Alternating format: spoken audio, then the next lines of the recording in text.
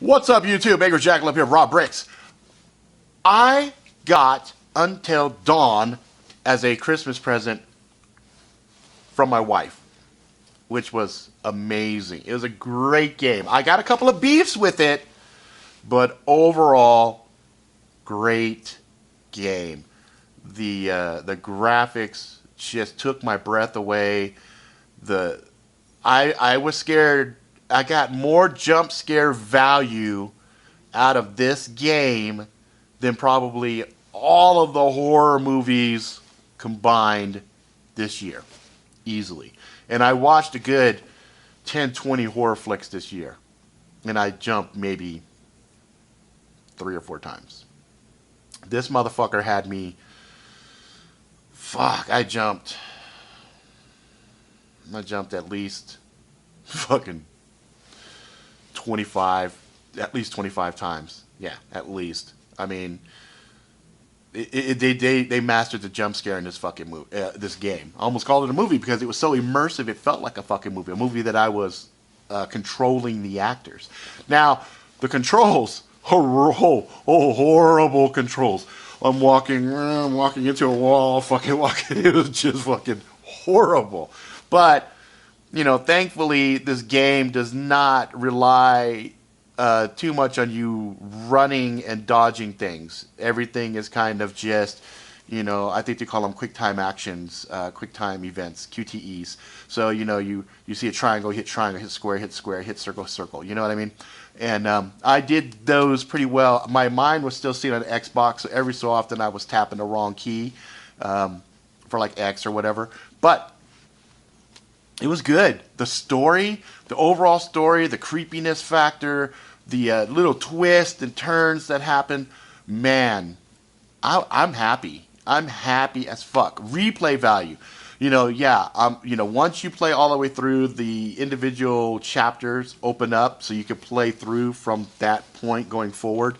What will be interesting is if I play forward on one chapter and I change an event and then I jump and I play a later event, does it remember that? So that's going to be something I don't know yet. I'm going to find out. But my first go at it, I saved 4. I saved basically 4 chicks. And I don't know how I managed to save the bitch queen. God, I hated her ass, but I ended up saving her. I saved the main girl. I saved the heartless bitch is what I'm gonna call that one, the heartless bitch. And then I saved slutty elevator bitch. So if you play through the game, those descriptions will resonate, and you'll know who the fuck they were. And the dog, I saved the dog, so that was fucking outstanding. So all the my 4 girls survived. See, were there more than the 4 girls? I think there was only 4 girls. So the 4 girls survived. All the dudes didn't make it. Anyway, definitely give this game an A-. Angry Jackalope approved. It is by far one of the most immersive, fun, entertaining games I have ever played in my entire life. My kids came in and started watching, and they were, you know, cheering me on, and, you know, we were all holding our breaths when those quick time events were happening. And oh man, I tell you, it was I had ass pucker and clench a good 20% of the time while playing. So if that is the wave of the future, I am fucking loving it. I'm looking forward to it. Is it the most scariest game I ever played? No, it's not the most scariest game. I think the scariest game that I ever played was Dead Space. Dead Space just creeped me the fuck out, and you know, that shit stopped my heart a couple of times. But this was a very, very, very close. I mean, it was second place, and it would have been first place. But there were a few things that kind of were like, eh. You know, some of it started to get a little predictable. Like my son would say, oh, here comes a jump scare, and I'd go, and then sure enough, boom. So my son was able to pick out when certain events were going to happen, and that predictability aspect of it, where the music rose and dropped, and suddenly 30 seconds later, boom, jumped out.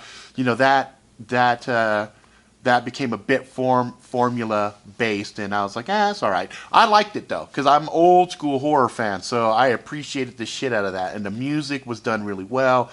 And everything everything made logical sense. There's a couple of pieces that I think if I get more clues, then the rest of the story will pan out and make sense. The ending credits had some good information in there as well. So anyway, Until Dawn, fun little game. You could play it basically in the night. So if you're kind of sitting on a fence, you don't want to buy it. I'm sure they got it like at Redbox, some other places that you can rent it. Rent it, man. Rent it for a couple of days and fucking. If you get hooked and you're like one of those guys that are complete, fanatics at completing every aspect, getting every totem, getting every clue, getting all of the extras, then it's worthwhile to you. You can go ahead and pick it up, and all of that stuff's already saved, or your progress is already saved on your PS4. So as far as a title exclusive to Sony, good job there, because if truth be told, it was this game that ultimately got me to buy a PS4. Or more specifically, my wife bought me a PS4 to prove a point. We were having a discussion one day, and she was like, well, I could pick you up a PS4 if I want to. I'm like, yeah, okay. And she did. She bought me a PS4. So if it wasn't for that game, I wouldn't have got it. I wouldn't have got the PS4.